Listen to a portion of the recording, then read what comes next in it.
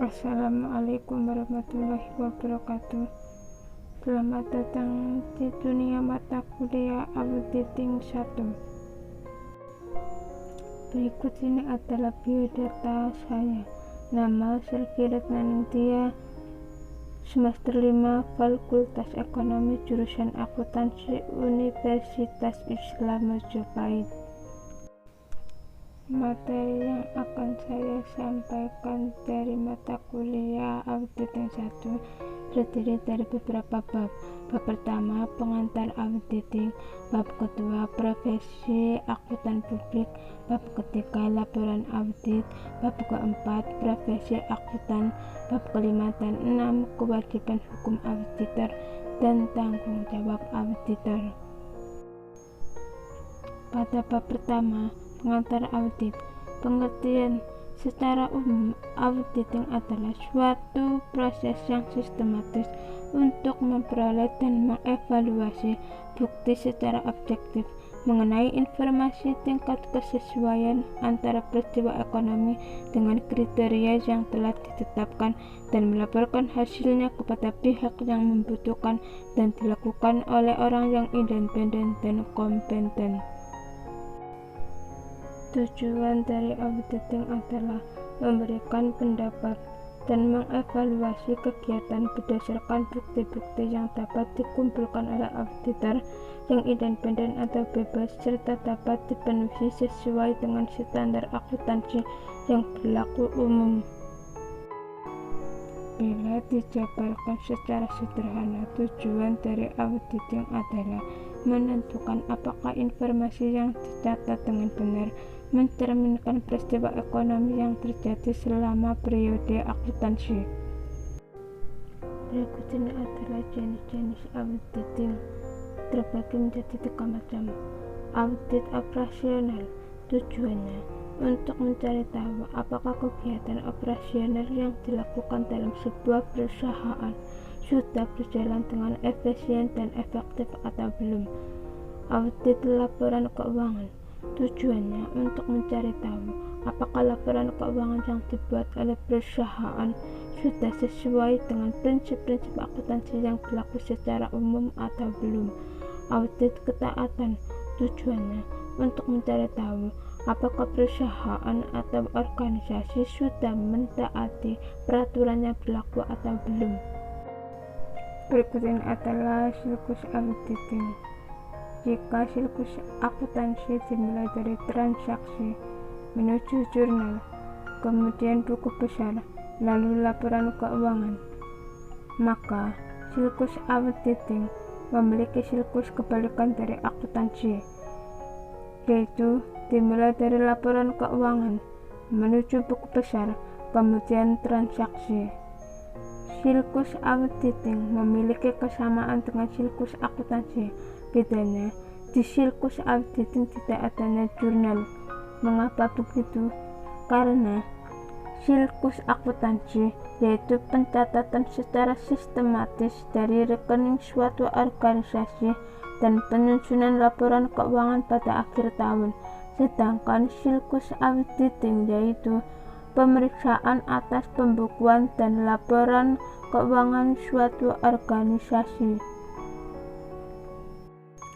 Pada bab 2, profesi akuntan publik. Pengertian akuntan publik adalah akuntan independen yang memberikan jasa-jasanya atas dasar pembayaran tertentu. Mereka bekerja bebas dan umumnya mendirikan suatu kantor akuntan yang termasuk dalam kategori akuntan publik adalah akuntan yang bekerja pada kantor akuntan publik (KAP). Berikut ini adalah tugas-tugas akuntan publik. Yang pertama, akuntan publik mengoreksi laporan kepemilikan atas sumber daya sesuai dengan siklus akuntansi yang dikuasai oleh suatu organisasi. Yang kedua, akuntan publik menghadirkan informasi tentang kejadian-kejadian ekonomi yang penting dan mendasar serta menyajikan informasi tentang cara perusahaan mengalokasikan sumber-sumber yang serba terbatas.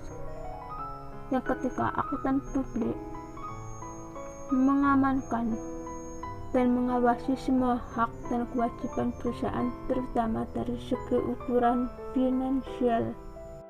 Berikut ini adalah jasa yang diberikan kantor akuntan publik. Terbagi menjadi dua macam. Yang pertama, jasa atestasi, jenis jasa penjamin yang dilakukan kantor akuntan publik dengan menerbitkan suatu laporan tertulis yang menyatakan kesimpulan tentang keandalan pernyataan tertulis yang dibuat oleh pihak lain. Yang kedua, jasa non-atestasi terbagi menjadi tiga macam. Jasa akuntansi, aktivitasnya itu meliputi pencatatan, penjurnalan, posting, jurnal penyesuaian. Yang kedua, jasa perpajakan, aktivitasnya meliputi pengisian surat laporan pajak dan perencanaan pajak. Yang ketiga, jasa konsultasi manajemen, fungsinya adalah pemberian konsultasi dengan memberikan saran dan bantuan teknis kepada klien untuk peningkatan penggunaan kemampuan dan sumber daya untuk mencapai tujuan perusahaan klien. Pada bab 3, laporan audit. Pengertian laporan audit merupakan hasil akhir dari proses audit. Dalam laporan audit, maka auditor akan memberikan kesimpulan dari pendapatnya dan hasil dari laporan yang diandalkan dari para pemakai laporan keuangan untuk membuat suatu keputusan. Tujuan dari laporan audit adalah untuk menilai kewajaran atau kelayakan penyajian laporan keuangan yang dibuat oleh perusahaan. Berikut ini adalah fungsi dari laporan audit. Yang pertama, memastikan kelengkapan laporan keuangan. Kegiatan ini bertujuan untuk memastikan kelengkapan laporan keuangan yang terjadi dari berbagai transaksi dan telah dicatat atau dimasukkan ke dalam jurnal dengan segala kelengkapannya. Yang kedua, untuk memastikan ketepatan. Kegiatan ini bertujuan untuk memastikan adanya ketepatan dalam semua transaksi dan saldo perkirakan akun yang ada.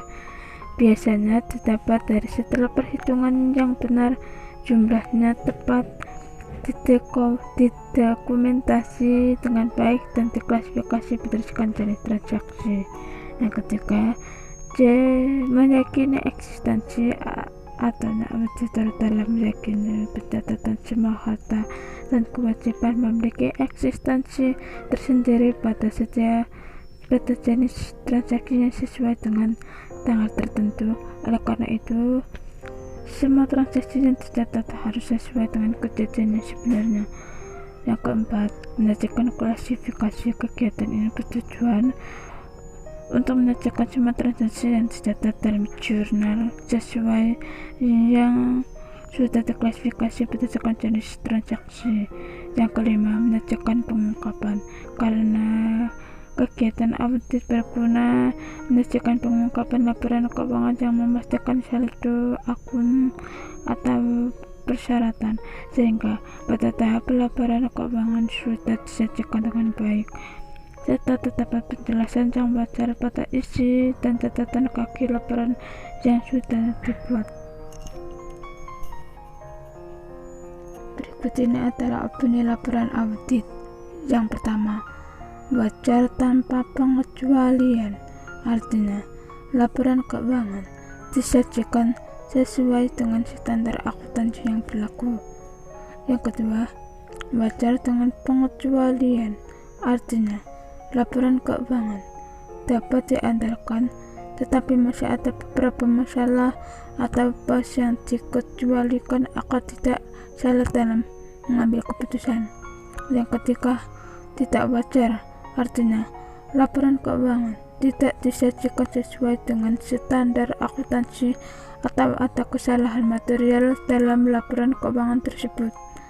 Yang keempat, tidak memberikan pendapatan, artinya laporan keuangan memiliki kesalahan yang material dan manajemen membatasi lingkup pemeriksaan sehingga auditor tidak menemukan bukti yang cukup. Pada bab 4, profesi akuntan.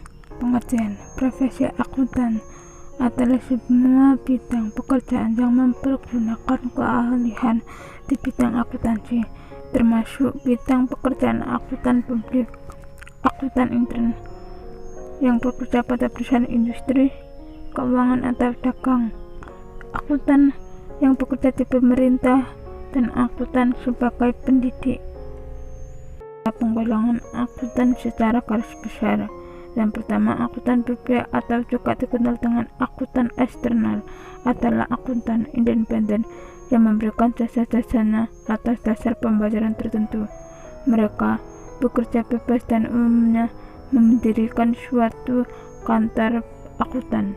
Yang kedua, akuntan intern. Ini disebut juga dengan akuntan perusahaan atau akuntan manajemen.